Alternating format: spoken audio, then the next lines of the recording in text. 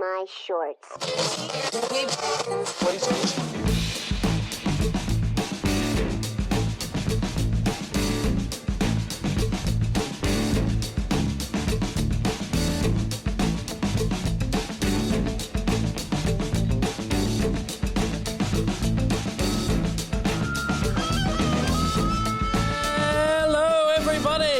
Welcome to the Dave Lee Down Under podcast. I am, of course, your host, Dave Lee, and this is episode 2.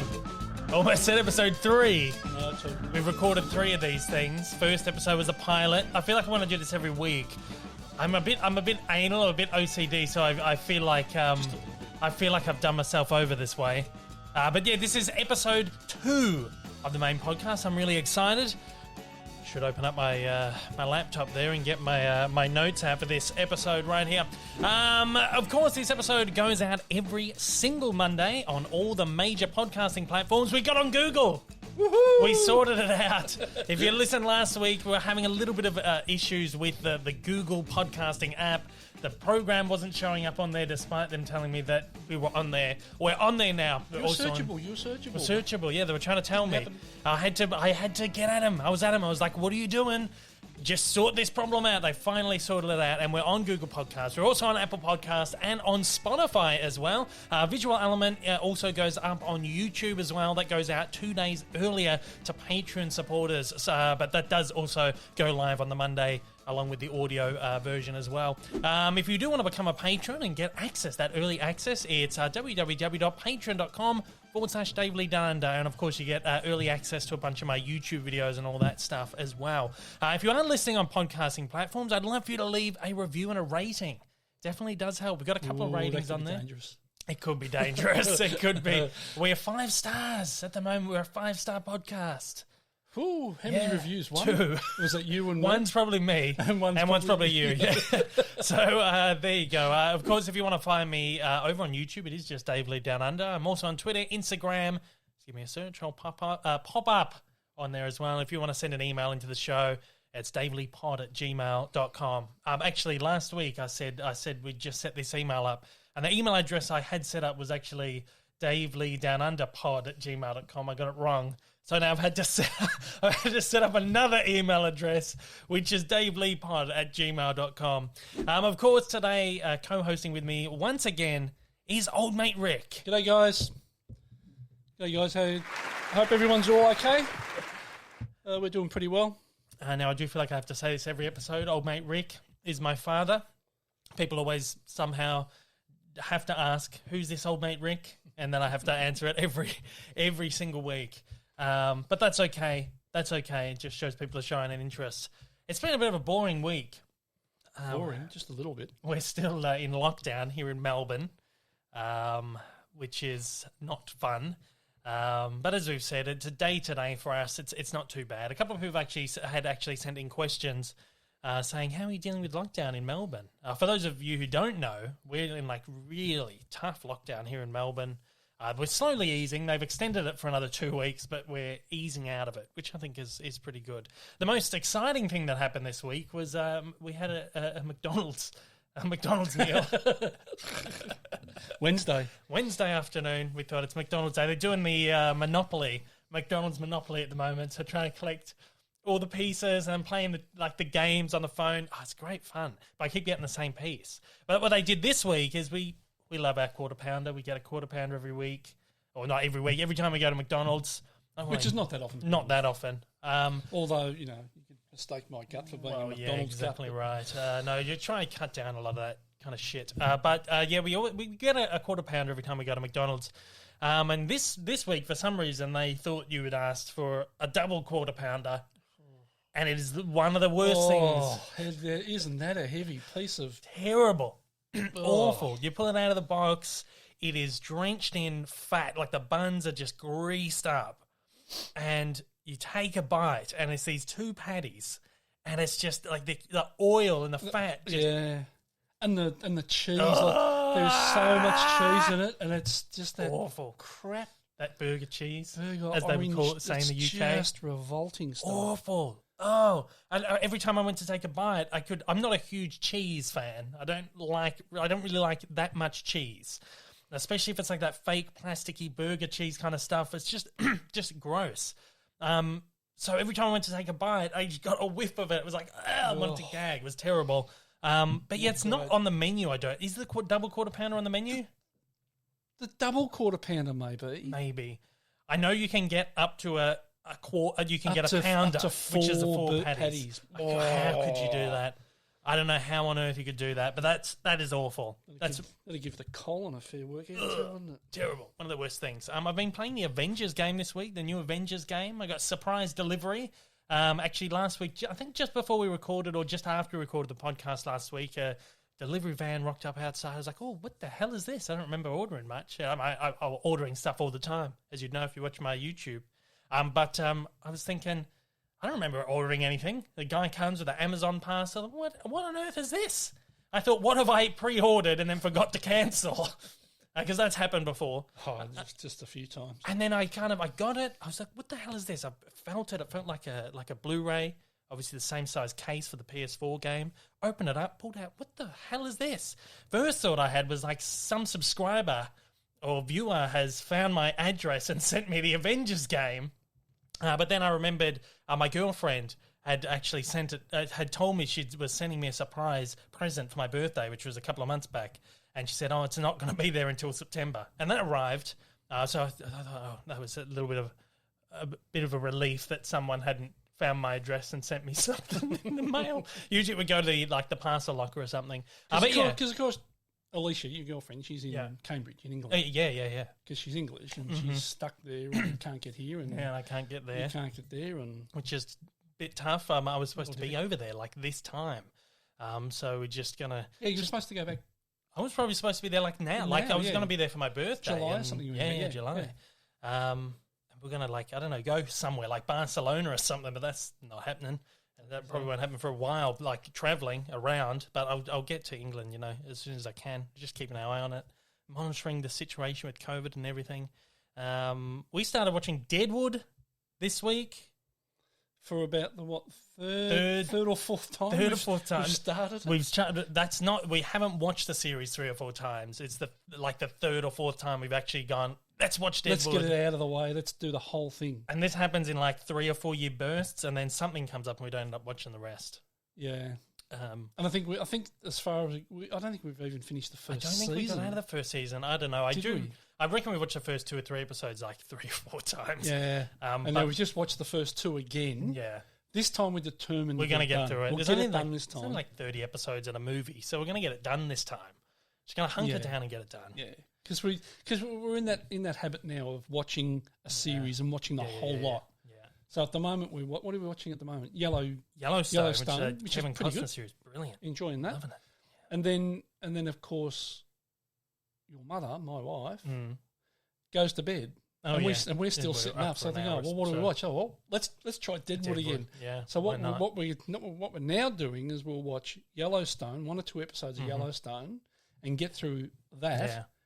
And then when she's gone to bed, we will watch that. So we'll get through it this time, I'm sure. The worst thing being in Australia, not so much now with streaming and everything, but in the past it was so hard to catch up on TV shows when they were on television, because they play them for a few weeks and then they change the time slot and then maybe they just take it off completely and you just couldn't keep up with the television show. So we got in this habit of just let's just wait until the series is done, the show's done, and we just buy it on Blu-ray and binge it all at the end. So we got all these shows. We did that with Breaking Bad too. Breaking Bad, we did. I remember, being at work and stuff, and everybody was talking about Breaking Bad and how good it was, and we sort of didn't really hear about it until season 4 or something. Yeah.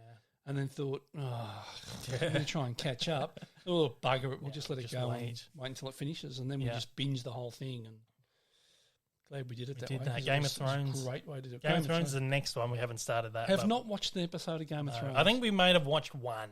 And then we were like, I don't know. It's too heavy to get into. Yeah. So we'll wait till that was all finished. And now that's all done, we can sort of get into that eventually. Yeah, eventually. Alicia wants to watch that, my girlfriend. So I'm having to wait for her. And then we'll watch it. God knows when that'll be. Get into it eventually. Yeah, exactly right. Look, guys, we've got a big show ahead of us. It's absolutely stacked. We've got a heap of news stuff to get into, to talk about, and we're just going to get straight into it because, as I said, we're stacked. We've got a lot to talk about. And the big news for the week. Now, this one is a big one. This is something that's dividing a lot of people, and it's something that's a little bit controversial. But I don't like to dance around things. I mean, we talked about movie stuff, and you can't just not talk about this big stuff that happens. The Academy of Motion Picture Arts and Sciences, which is, of course, the board behind the Academy Awards, the Oscars, they've announced new regulations to be eligible for the Best Picture. So new regulations for the Best Picture nomination. Doesn't apply for any of the other awards. It's just Best Picture. Now, this starts, I believe, is what did they say? 2024? 2024. 96th. The 96th Academy Awards. So they're giving the industry a little bit of time to adapt to these new rules, right? Get their shit together. Get the shit together. Exactly right. Now, they put this out as a tweet, as they do these days. Everything goes out on Twitter before it goes anywhere else. Their tweet says, "Change starts now. We've announced new representation and inclusion standards for Best Picture eligibility, beginning with the 96 Oscars." Right, and this is obviously on the back of that 2015 movement, which was the Oscars So White thing. Oh, that was with Will Smith. Yeah, Jada Pinkett, and they a lot of like celebrities came out, and it was like this big push for more diversity in the films that were nominated. That was all because Will Smith's film that year hadn't been nominated. That's how it all started. Partly, yeah, exactly right. Which was, I think, I can't remember what the film was. I can't remember what the film was that year. I think it was like that Collateral, maybe, or that, no, I can't remember what it was called. The one he did with Margot Robbie. No, maybe not. I don't know. I don't know what I'm talking about. But yeah, there was a Will Smith film that didn't get nominated. Everyone said it was going to be, and everyone got a little bit fired up. And I think since then, the Oscars have been, or the Academy has been more receptive to foreign films, or films with a diverse cast, with inclusion, all that kind of stuff. And they've been making really good moves. I mean, Parasite won the Best Picture last year, which we still haven't won, which was a film out of Korea, which looks great, but we haven't got around to it just yet. We don't watch too much like horror stuff. We've got to be like in the mood for that. But yes, I just shit my pants when I watch stuff like that. Yeah, exactly right. Can't watch stuff like that alone. No. So they have, they've been making these small steps every year, and now they've gone all out, and they're like, look, we're putting these restrictions on what films can be nominated. And it's one of those things where you either think this is really great or you think that it's a little bit problematic. And we'll get into our thoughts on that in a minute. But we'll just briefly kind of go through what this is. It's important to like unpack it all and kind of understand what is happening here. Inclusion and representation standards. To be eligible for the Best Picture, a film must meet 2 out of the 4 standards. So there's an A, B, C, and a D standard. So the A standard is on-screen representation, themes and narratives. B standard is creative leadership and project team. C is industry access and opportunities. And D is audience development. The article basically reads, today, the Academy of Motion Picture Arts and Sciences announced new representation and inclusion standards for the Oscars. Blah, blah, blah. We've said all this. The standards are designed to encourage equitable representation on and off screen in order to better reflect the diversity of the movie-going audience. The aperture must widen to reflect our diverse global population in both the creation of motion pictures and in the audiences who connect with them. The Academy is committed to playing a vital role in helping make this a reality, said the Academy President David Rubin and Academy CEO Dawn Hudson. So we'll break down these standards. The standard A, which is the on-screen representation, the lead or significant supporting actors, at least one of them needs to be, or a significant supporting actor needs to be from a underrepresented racial or ethnic group, Asian, Hispanic, Latinx, Black, African American, Indigenous, Native American, Alaskan Native, Middle Eastern, North African, Native Hawaiian, or other Pacific Islander, or other underrepresented race or ethnicity. It also breaks down to the general ensemble cast needs to be at least 30% of all actors in secondary and minor roles from at least two of the following underrepresented groups: women, racial or ethnic groups, LGBTQ+, people with cognitive or physical disabilities, or who are deaf or hard of hearing. And the third part that breaks down for this one is main storyline subject matter. Main storyline theme or narrative of the film is centered on an underrepresented group, as listed above. The B standard, which is the creative leadership, means that at least two of the following creative leadership positions and department heads: casting director, cinematographer, composer, costume designer, director, editor, hairstylist, etc., are from any of the underrepresented groups that previously listed. And at least one of those positions must belong to the following underrepresented racial or ethnic group as previously listed. That also breaks down to at least 6 other crew or team and technical positions are from the underrepresented groups, and at least 30% of the film's crew is from one of those underrepresented groups. The C standard is industry access and opportunities. To achieve the C standard, the film must meet both criteria again, so that breakdown. The film's distribution or financing company has paid apprenticeships or internships that are from the following underrepresented groups and satisfy the criteria, which is the ones listed again. The 2 mini, major, or independent studios distributors must have a minimum of 2 apprentices, interns from the above. So kind of get the gist there. It's a very, very long article. I'm trying to kind of get through it. That it also breaks down to training opportunities, skills development. The film's production, distribution and or financing company must offer training and or work opportunities for below-the-line skill development to people from the underrepresented groups. The D standard, which is the final standard, audience development.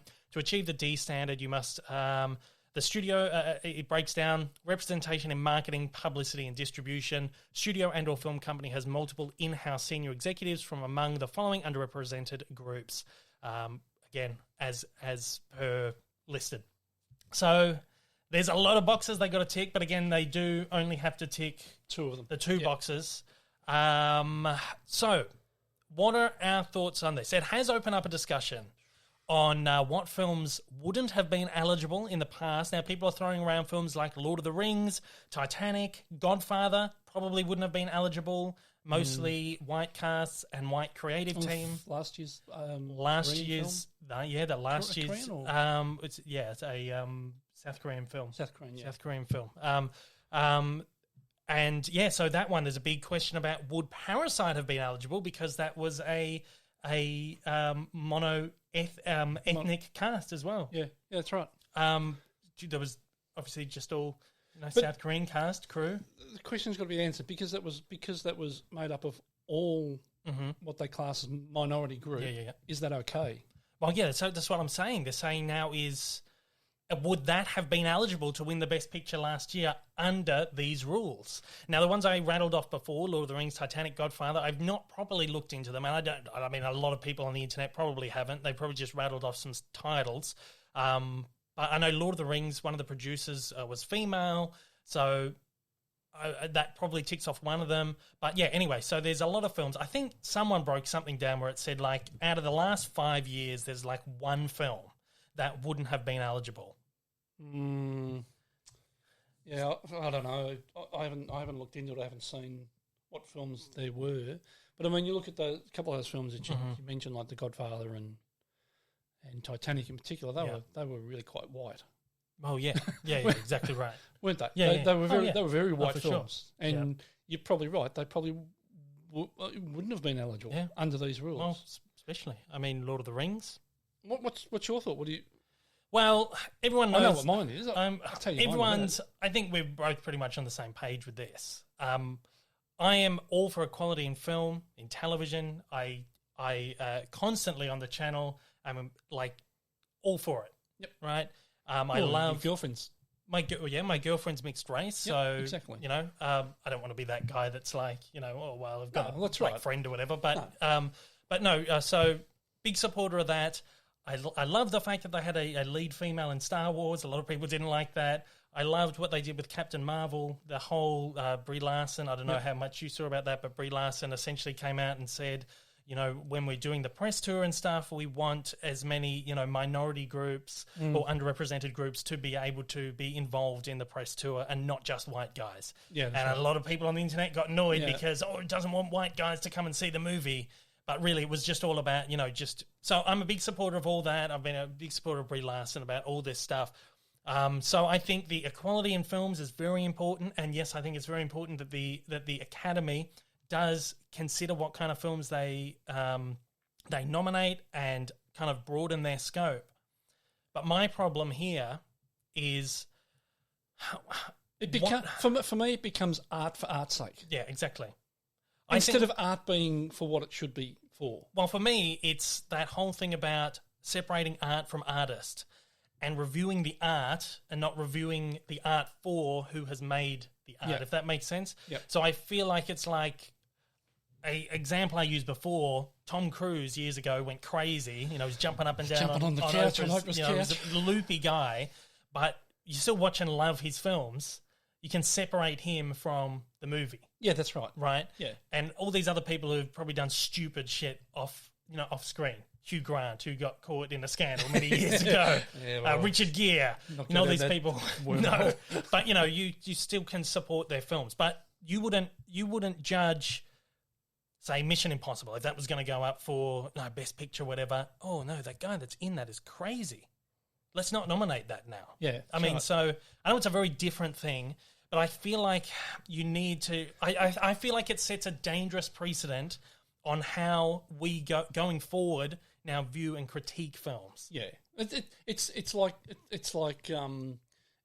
my view is that you employ the best person possible for the task. Yeah, exactly. Now, whether that be the best actor to suit the role, or whether that be the best person for a job within a company. Yeah. Now, I remember years ago, the company I worked for, I was part of the management team, and we had room for another. We had to employ a new photographer, and the boss we had 2 female photographers at the time, and we had, I think we had 16 or 17 photographers on staff. So he felt that that females were underrepresented within our company, so he wanted to employ a female photographer. Yeah. Now, it just happened to be that we'd seen a couple of guys that I thought suited the role perfectly. Now, what I did, not everybody can do. When you talk about photography is not just photography, right? As you know. Yeah. There are different types of photography. Like, I wouldn't go and shoot a wedding because I'm not good at it. I can't do it. But what I do, I was pretty good at. So there were 2 guys that I recommended that one of them should get the job. Now, I went away on leave for 2 weeks. I came back and he'd employed a female. Now, she came in with a good folio, and I was told, I think her name was Carolyn or something like that. I can't really remember who it was.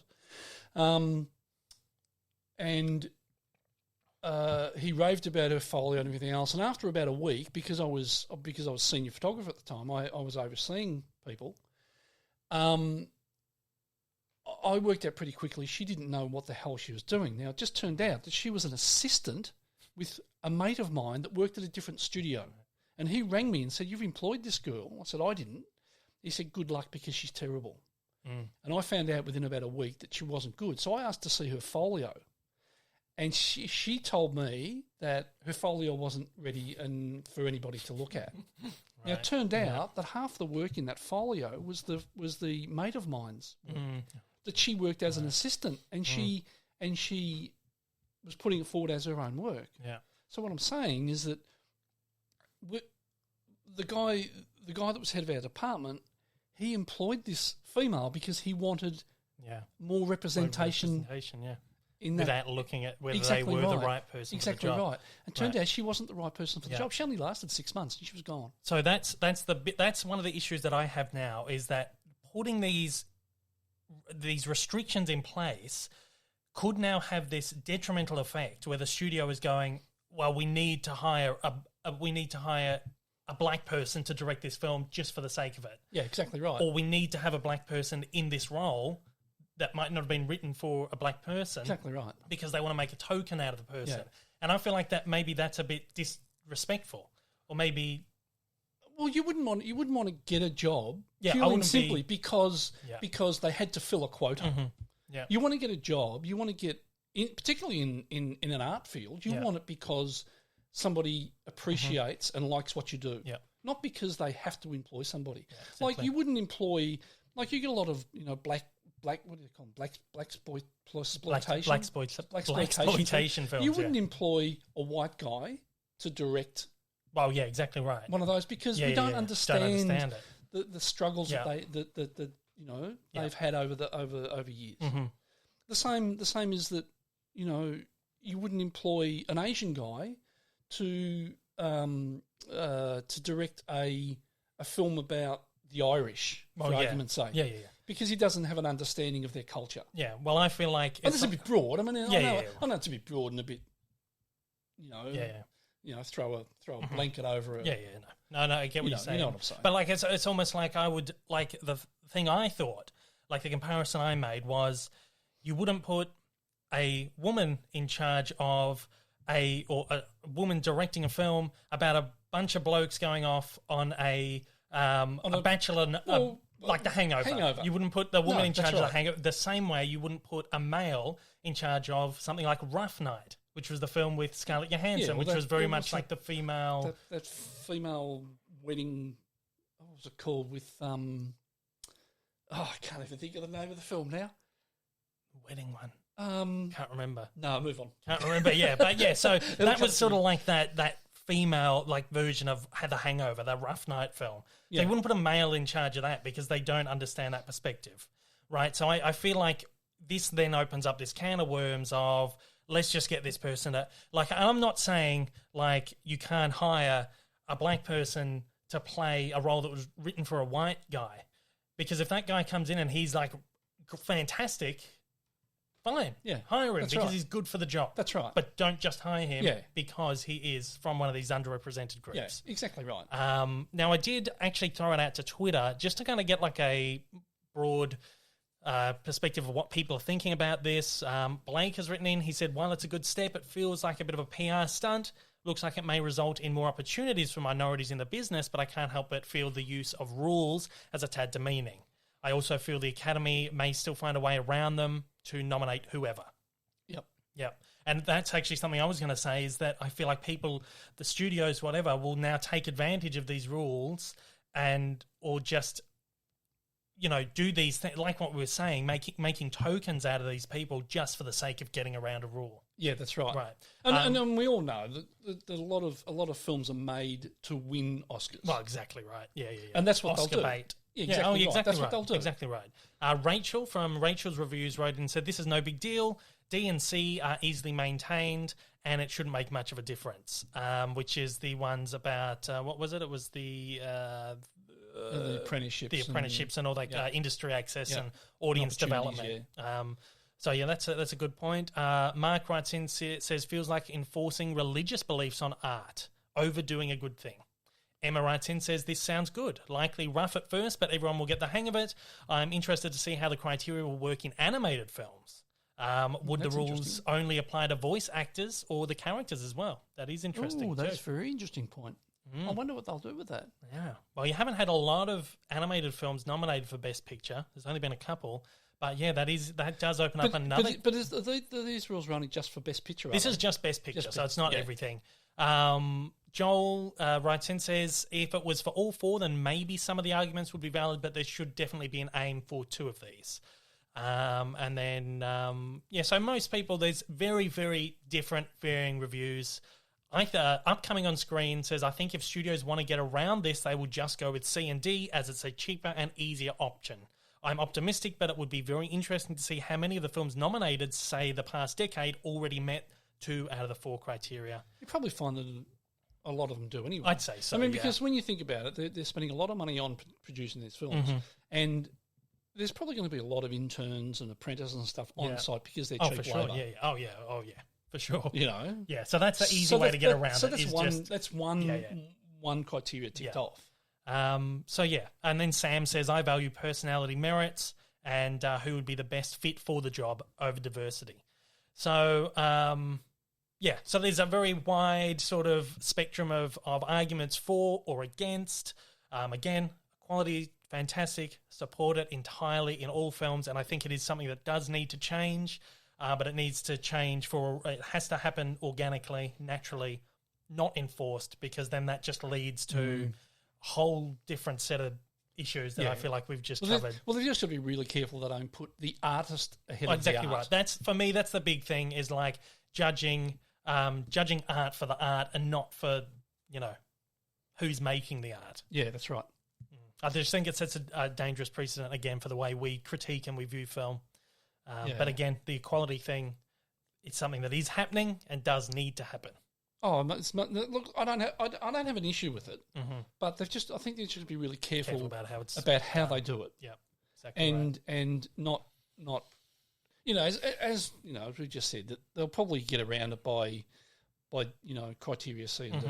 Yeah, exactly. And they probably do. Majority of films probably do that now anyway. But when it comes to the artists themselves, I wouldn't want to be employed because because I'm part of. You wouldn't want to be that token. Exactly. I don't want to be because you're made the token. I don't want to be the the minority group that representing a minority group and going. Oh, I'm here because I had to be here. Yeah, exactly right. Not because I produce good work. Yeah. We mentioned Daisy Ridley before from Star Wars, who was, of course, the female lead of the new Star Wars sequel trilogy. Oh, last week we had John Boyega. This week it's Daisy Ridley. Daisy. Daisy what has she been up to? Well, she appeared on Jimmy Kimmel this week. Jimmy's not hosting at the moment. He's taking some time off. So the guest host was Josh Gad, who was actually like a personal friend of hers. Yep. They did that Murder on the Orient Express together. They did a lot of silly little Twitter things where it was like this video where they were making Rise of The Last Jedi. Josh Gad was like, oh, so you're going to tell me all the secrets and stuff? Just funny little Twitter videos and stuff.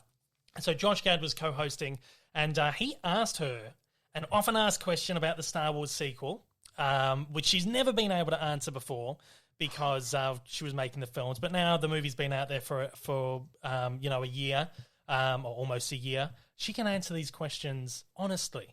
So have a listen to this. This is the question and the answer from the Jimmy Kimmel Show.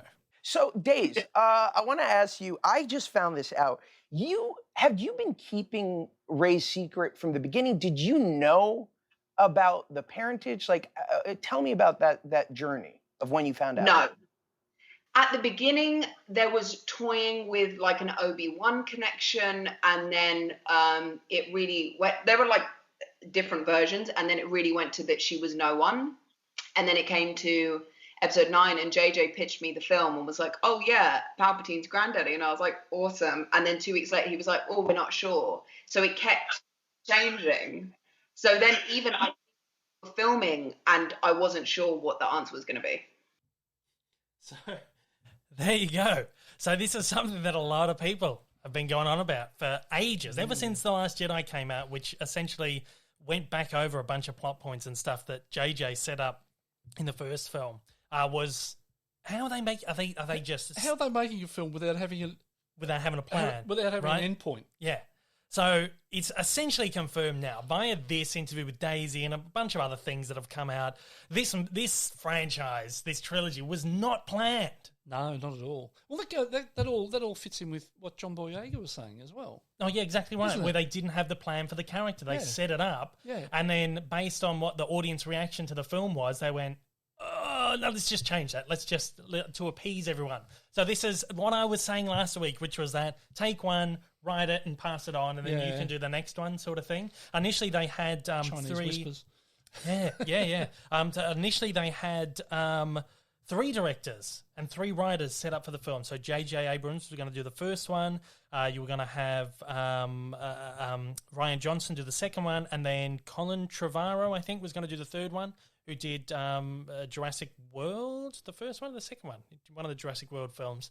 And then they kicked him off the project because he released some film that was absolutely canned. So they kicked him off. Yeah. And so all these 3 directors were given their own sort of creative pull and do whatever the hell they wanted to do with the films.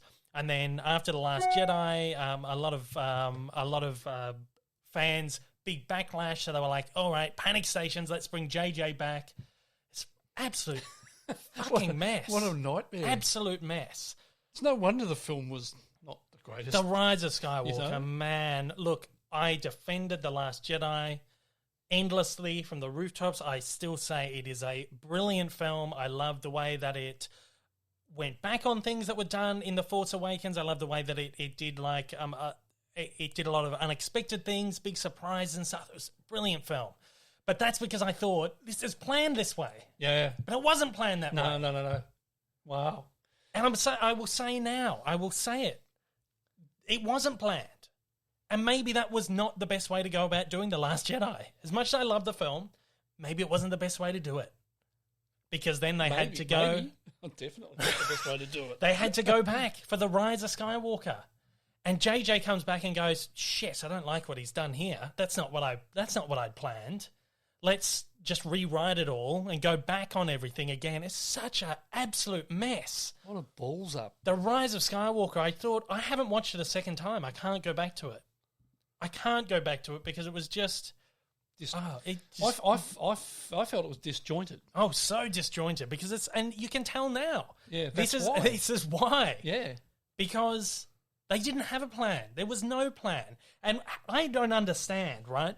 How does the company that made the MCU, the Marvel Cinematic Universe, Disney, this big, grand... I mean, granted, they weren't involved in the first phase of films, but they helped usher Marvel into this intricately planned, beautiful franchise that so many other studios are trying to emulate and have been for the last 10 years. So how does the big studio behind this franchise fuck it up so bad with Star Wars? Wrong people, wrong place. Fucking hell, man. It's unbelievable. Like, I don't talk about Star Wars on my channel anymore. Oh, no. I don't go there anymore because it's not worth it. The comments you get, toxic shit, and and I lost a lot of passion for Star Wars, my love for Star Wars. Like, it's one of the first movies I ever really loved. I was like 7 or 8 years old. I'd never watched it. You'd never watched it. When it came, it was the first one, 77? Yeah. I never really watched any of that. No, I only ever watched it when you started. Yeah, exactly. I might sit it's like down and watch it 98, now. 99. Yeah. So I've loved it since then, and I just lost a lot of passion for it because, well, A, because of the way fans were acting about it, and then B, because of how I felt about The Rise of Skywalker. And the thing for me was I come out of Force Awakens like, this is amazing. This franchise is going to be so good. Oh, I wonder what they've got planned, how they're going to pay all these things off. You know what they had planned? Fucking jack shit. Nothing. They had nothing planned.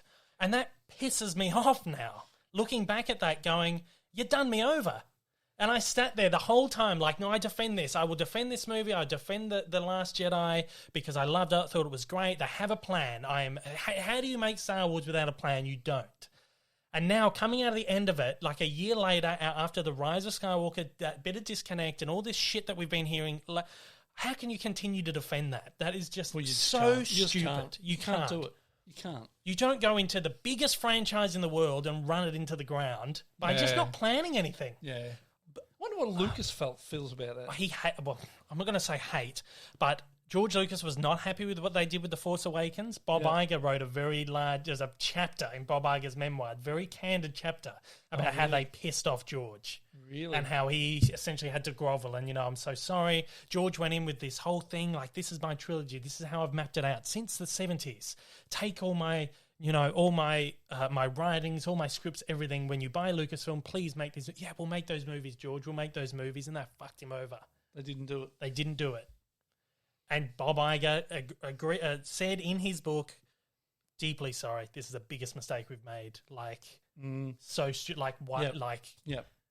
at least have J.J. Abrams take the 3 movies, write a whole, treatment, and stick to it. Even if it's not what George was going to do a treatment for the entire trilogy. Head down a path and stay on that path. Not go, all right, let's take this guy, let's take this guy, let's take this guy, you write one, you write one, you write one. Now you piss off, bring this first guy back, and you just do whatever the hell you want. Nah, so stupid. Yeah, well, it makes sense. Stupid. I mean, I didn't know any of that, and to me, watching the film, it was you picked up on it. It was a tad boring. It was a tad boring to me, man. and it was just all over the place. And I remember saying to you that, geez, I had to really concentrate on that and try and work out what the hell was going on. And that makes sense. That's totally makes sense. Absolute balls up. This is why John Boyega feels like he was done over, because they set him up, in that first film so beautifully to have an amazing arc. Well, so for me, I didn't not knowing any of that sort of background now, and I thought about John Boyega. We were talking about John Boyega last week. I'm thinking, is he just being, is he being pretentious, or is he being a bit full of himself, or what? I don't know, but it actually all makes sense. Makes sense now, the pieces, totally the puzzle pieces. Because, yes, they did.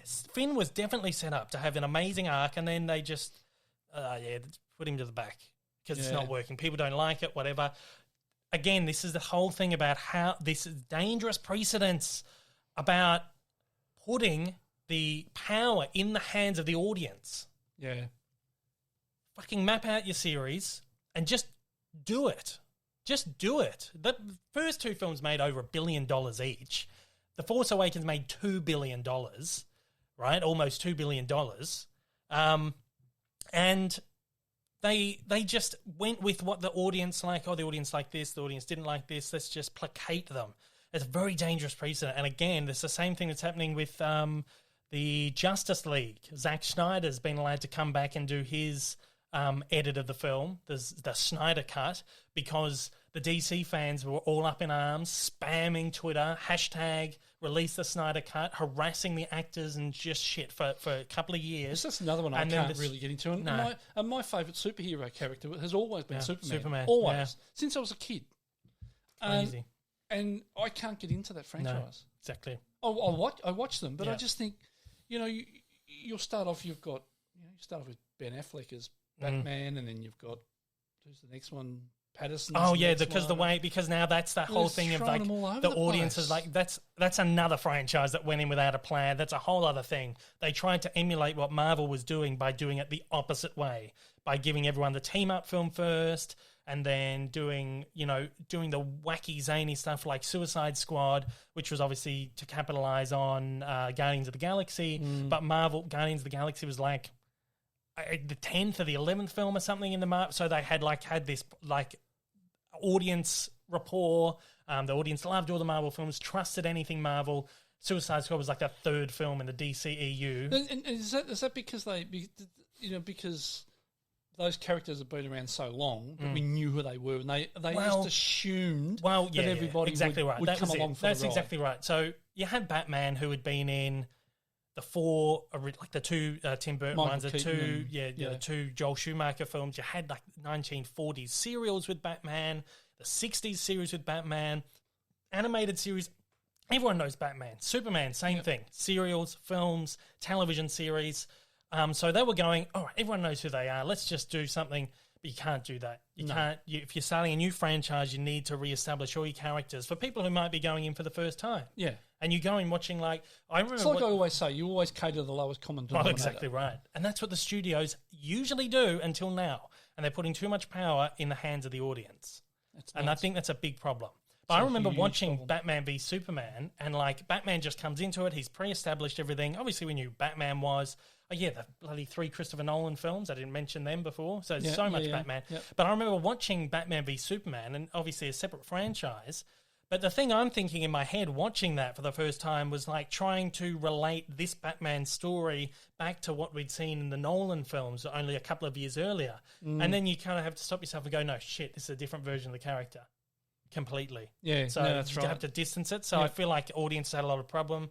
But anyway, that is a little bit off course. But I feel like, again, this thing here, whatever the hell happened with Star Wars, I still love Star Wars. I think The Force Awakens was a brilliant film. I think there was a fantastic way to start a franchise. Last Jedi was a great, amazing film. Last Jedi is probably one of my favorite Star Wars films. Yep. But it definitely should not have been made the way it was made.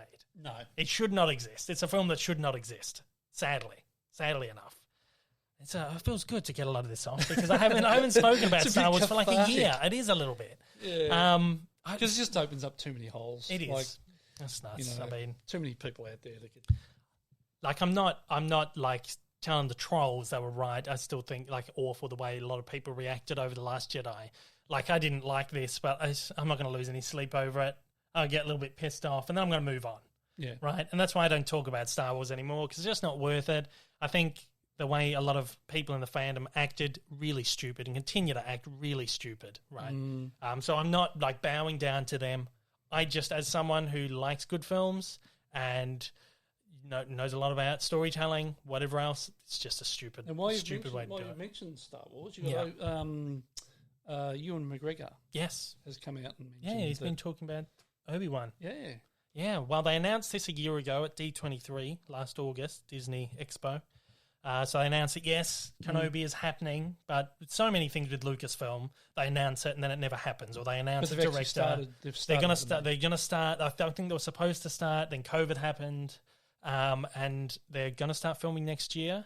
And they've finally confirmed that it's only one season, so it's like a season, mini yeah. series kind of thing. But which is then are good. they going to placate an audience if it's popular? Oh, well, we have this great story here, but everyone loved it, so let's make another one. Yeah. I don't know. But it's good for him to come out Oh, yeah. and say that, yep, it's actually happening. It's I'm on board. It's only one season, so long as I know, and Yeah. it's a standalone sort of thing. Yeah. So it's good to have somebody come out. Oh, yeah, exactly right. It's nice to Come hear. out And he and seems actually very say- happy, too, that he can finally be like, Yeah. oh, yeah, awesome. Yeah, we're doing it. It's so good. Yeah. There's so many interviews you saw over the years. Are you returning to play Obi-Wan? He was like, I'm not sure. Maybe. I'd love to. I've told them I'd love to, but I don't know. But yeah, now it's all out there in the open. Of course, that'll be on Disney Plus.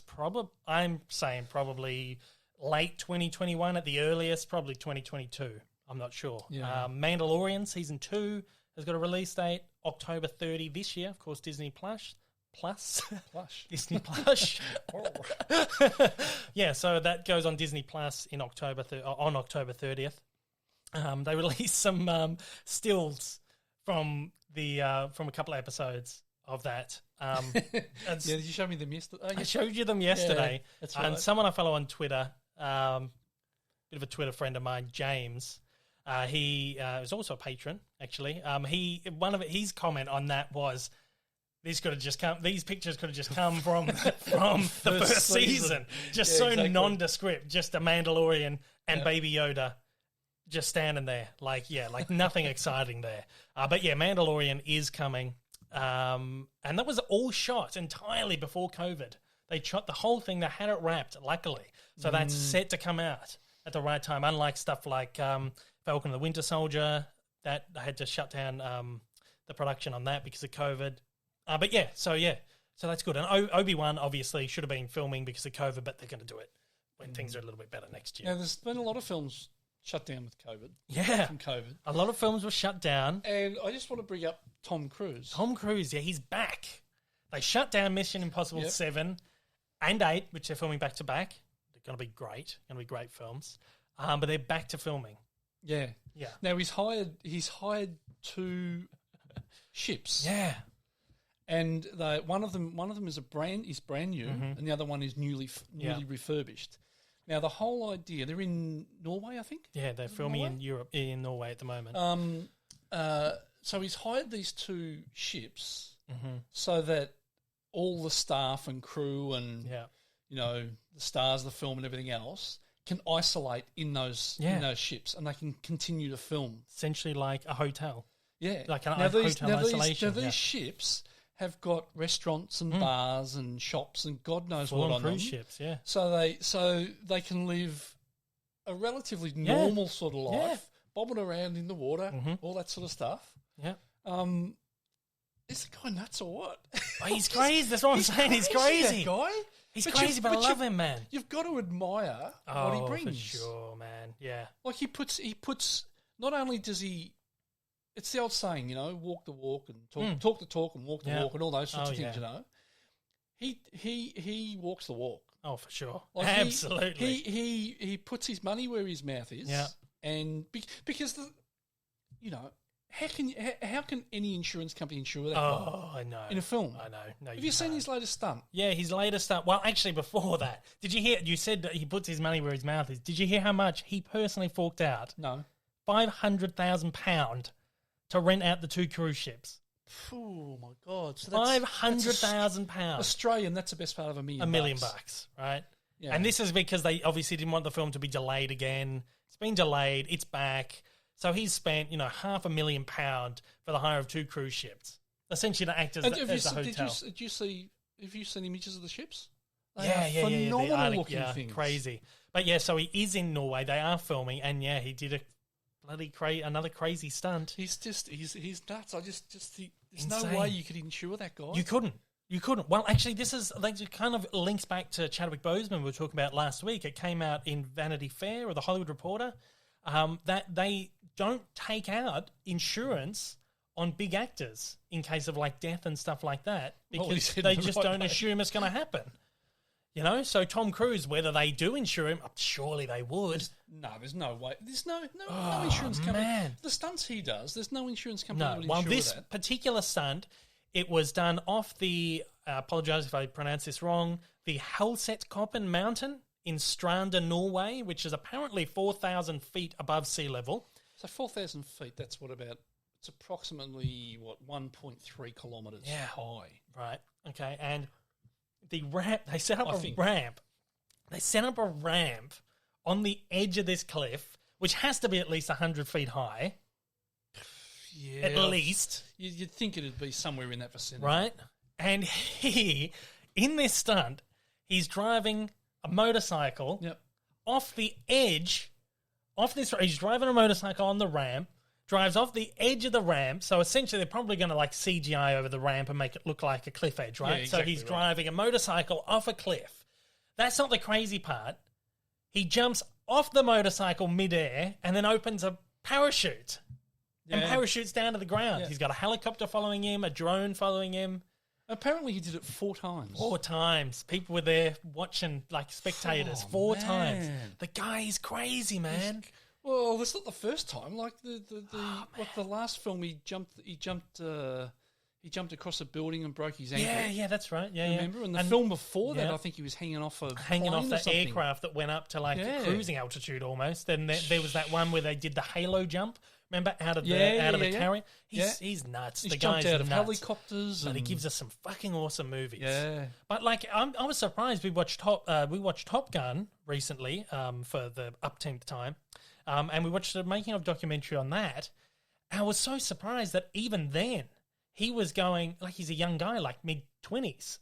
Yeah. Even then saying, I'm flying the plane. I'm not doing this movie unless I'm flying the plane. That's right. And I didn't realise he'd been like that for his whole career. Yeah. I'm not doing this movie if you don't let me do this, properly. Yeah. He's crazy. Yeah. But you got to admire that craft. That is just And I thought incredible. that a lot of these stunts that he's been doing recently in the last few films he's been doing, jumping off planes and off the edge of a cliff and all that sort of shit, that it was his way of gaining popularity and gaining face after his little meltdown jumping on the couch on Oprah.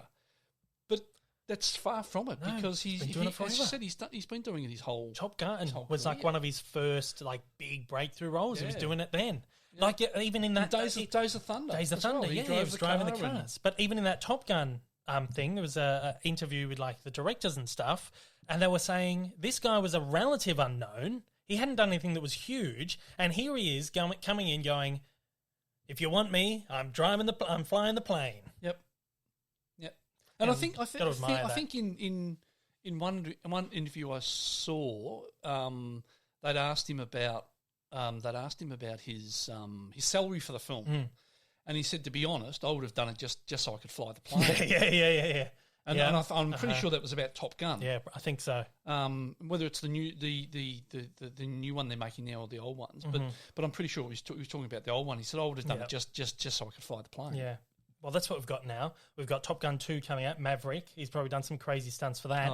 And his next film, I don't know what it is, whether it's a Mission Impossible or something, they're filming in space. He said, I want to film in space. Oh, my God. So they've teamed up with NASA. I think it was the director of Mission Impossible. The next 2 Mission Impossibles is behind it as well, Christopher McQuarrie. But I believe he's behind this space film as well. They're going up and they're shooting in space. He's crazy. This guy is 10,000% committed to his craft. You got to love the guy. The day they put him in the ground, no one's ever going to be able to say that he didn't live a full life. That's for his sure. work is just so good. So Mission. You just look back over his film, and some of them like your Top Gun and Days of Thunder and Risky Business and Jerry Maguire and Cocktail and Rain Man and Few Good Men, Interview with the Vampire, and then of later films like American Made and the Mission Impossible franchise, Oblivion. So he's done some great stuff. So much. Jack Reacher, Edge of Tomorrow, great stuff. And you sort of sit back and think, has this guy done anything good, really? And then you look at his films and think, my God, he's done some great films. Incredible films. But Mission Impossible... No matter what you think of it. Exactly right. Mission Impossible isn't the only big film that's back in production after COVID. Jurassic World 3 is back in production. The original cast is joining back for this. So we've got... well, I didn't like the last one either. I thought it was just a lot of crap. But this one, I like the ideas they set up in the last one, which is now the dinosaurs are out in the world, and the world now has to adapt to humans and dinosaurs coexisting. I think the ideas there are quite good, and I like the idea they're bringing back the original cast. Sam Neill's back, and Jeff Goldblum is back. Jeff Goldblum posted this the other day. We'll just quickly play just a little bit of this. I thought it was quite funny. Yeah, okay. This apropos to our reunion. Yeah. I remember you. Wait a minute. Yeah. You're the one that made my dreams come true. My dreams come true a few kisses ago. Yeah, I remember that. Yeah. So there's like this little video of Jeff Goldblum and Sam Neill sitting around a piano doing. I love Jeff Goldblum. He's a weirdo. God, I love it. Oh, he's cool. But he is. I love him. Oh, me too. He beats by the same drum I beat from. I think. Yeah, for sure. Marvel's Shang-Chi and the Legend of the Ten Rings is, I don't know if it's back filming, but they were filming before COVID in Sydney here in Australia. They set up like a massive village to like sets and stuff filming. I believe they were like about a few weeks ago there was a report that they were setting the sets back up, prepping again. I'm not sure if they're back to filming. But yeah, that's back on the wagon. Raya and the Last Dragon from Disney animated film. 50% of the animation has been completed remotely.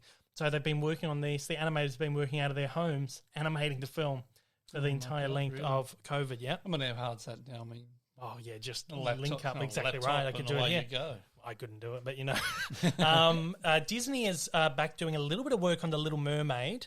They were preparing to shoot in London a few weeks before Corona, but then had to shut down, obviously. Picture surfaced this week of Jacob Tremblay, the child star in the film, who's doing the voice of Flounder. They're recording his lines. They're a bit worried that his voice might break over COVID. He might get a bit too old to portray the role, so they're getting that done, but there's no word on when the live-action work begins again. Avatar 2 is back in production in New Zealand. Didn't realise they were doing another second one. They're doing 5 more. Oh, you're kidding me? Yeah. How long is that going to take? 2030 or something is the last one that's supposed to come out. They'll digging a hole in the ground for me. Yeah, by the time something like, when did the first Avatar come out? 2010?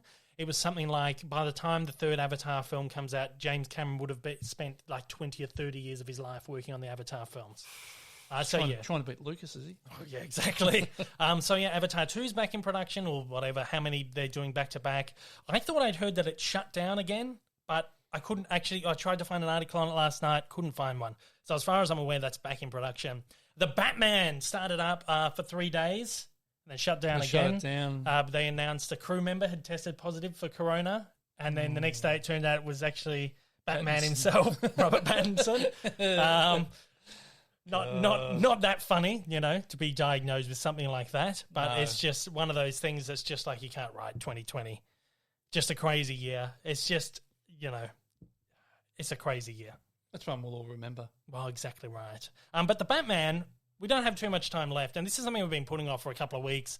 Everyone's been going on about the Batman, the new trailer. What do you think about it? Now. We're going to run over the hour, but I think so, just by a couple of minutes. Thoughts on the Batman? I'm looking forward to it, to be honest. Yeah. I've seen clips and some stuff from it.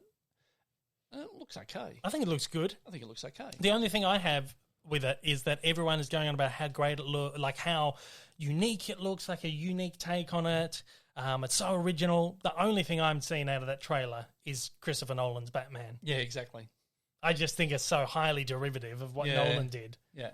But I think it'll still be good. Like it's a Batman Oh, movie. I'm looking forward to it. I always like a exactly Batman right. film, and Yeah, then we watch it and get disappointed, and yeah, sometimes some of them yeah. are great, but yeah. Exactly right. what do you do? I'm looking forward to it. I think it'll be good. I mean, it's not part of that DCEU. So when's that due? That's due. Well, next year they haven't announced a date. Haven't announced a It'll probably be date. 2022 now, Yeah. probably.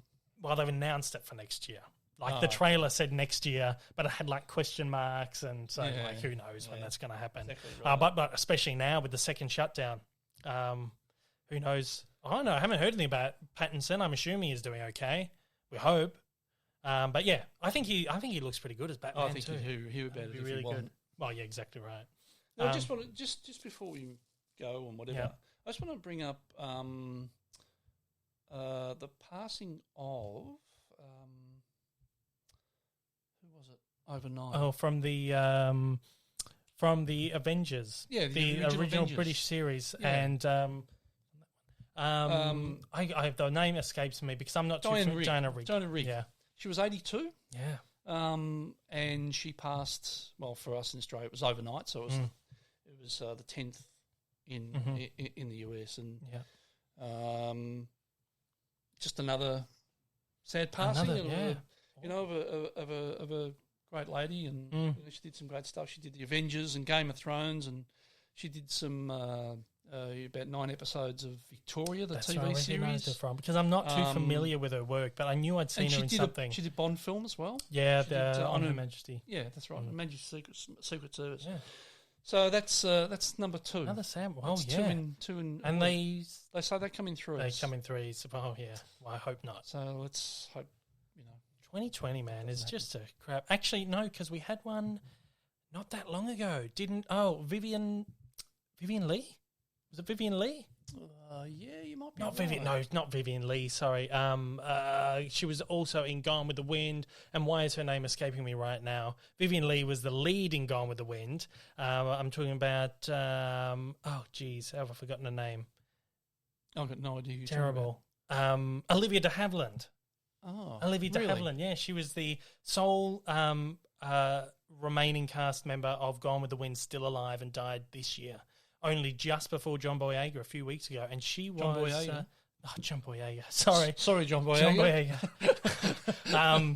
Chadwick Boseman. Yeah. At the passing of Boseman a couple of weeks ago, we spoke about Boseman and Boyega on last week's show. Yeah. Wise mixed. Yep. Yeah, she died at the age of 104. 104. Yeah. God. So I think that's the 3. Hopefully. What a great innings! Like, if you're healthy, I'd love to live to that age. Yeah. I've always said I'd love to live 500 years. It'd be great. Wouldn't If it? you all the could be change you healthy. could see. Oh yeah. Yeah. Could you imagine having been born in the 1800s and still alive today? God. What you- Amazing. what you you would would have have seen, seen. Exactly you know. right. Flight, the motor vehicle, computers, everything. Crazy. Do we have time for maybe one question? Yeah, This we've week. run over now, so We we have might as well run go a over. couple of minutes. If we've got one question there from a long-time viewer, we'll take. What have we got?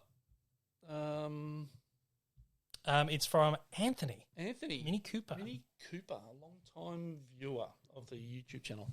Mm-hmm. Which movie did you see at the cinemas multiple times the most?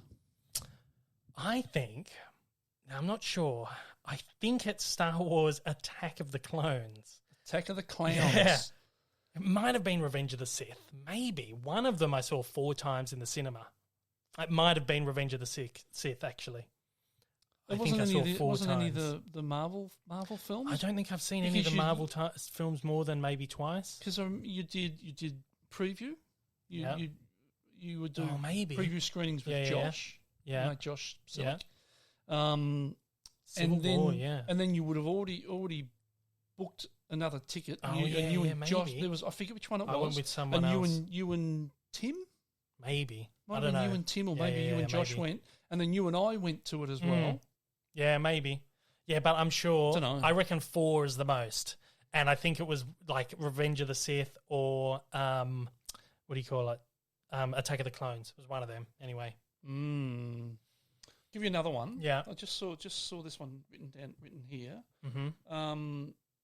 Joseph, how would you pronounce that surname? Sorry, I'm terrible at pronouncing. Yeah, names. me too. Pesantes. Pattinson. Sorry, Pattinson. we've probably got that Yeah, wrong, apologise, Joseph. I apologise for that. Who is your favourite foreign film director? Oh, it's a tough one. It's tough. I love foreign film. I don't watch enough of it, but I do love it. I think there's one film that I really loved called Mood Indigo, which has Audrey Tautou in it, and really weird. You didn't like it. Really weird French film, just really crazy, like visuals, gorgeous film. I think that was done by Michel Gondry. Again, that's another name that I don't know how to pronounce correctly, but his style is Michel Gondry. I think that's how you pronounce it. Michel Gondry. Amazing. Like his work on that film, just enough. But then, like, you can go back as far as like the classic stuff, and like Fellini, and just all the greats. But I think Gondry's work on Mood Indigo is just brilliant. And just quickly, Elixir Ramen? Elixir Ramen, maybe. Yeah. What's your favourite TV show for 2020? Oh, 2020 really quickly. TV show. I don't know. What's been on? Like a 2020 show? Yellowstone for me. Yellowstone so far, probably, yeah. We've watched so much stuff this year, but I think Yellowstone's probably the best show we've watched so far. But could get overtaken by Deadwood. Yes, it could do. Woo! All right. That's if we get through it. We'll get through it this time. We did go a little bit over time, but not too much. Only a couple of minutes over, which is fine. As I say every week, I don't like... we've got so much to pack in, I don't want to go too far over, but I think an hour and a couple of minutes is fine. Look, guys, thanks so much for joining us once again and for all the support and everything. We're really happy with how this is not taking off, but we're happy with how it's going. So it's progressing. That's the word I'm looking for. Of course, you can find me on YouTube at Dave Lee Down Under, over on Twitter, Instagram. Just search me. I will pop up on all of those places. This episode is, of course, going out on all the podcasting platforms, Apple Podcasts, Spotify, and yes, Google Podcasts. Finally, the visual element goes up on YouTube on the Monday, but it will also go up 2 days earlier for all Patreon supporters. If you want to support the Patreon, www.patreon.com/Dave Lee Down Under. This week on YouTube, I just launched my Disney live action ranked video over the past couple of days, as well as a Mulan ranked video. And this week coming up is the next Cartoon Evolution, Yosemite Sam, which is dropping on Tuesday. The Voice Evolution drops on Thursday. Week after, I'll be launching the Pixar ranking video, the first of like 4 or 5 of them I'm going to be doing. I'll be starting work on that this week. If you've got anything to write into the show, daveleepod@gmail.com. Thanks for joining us. Thanks for joining us. And thanks to old mate Rick for joining me once again as a co-host. Thanks, guys. Take it easy. Take it easy.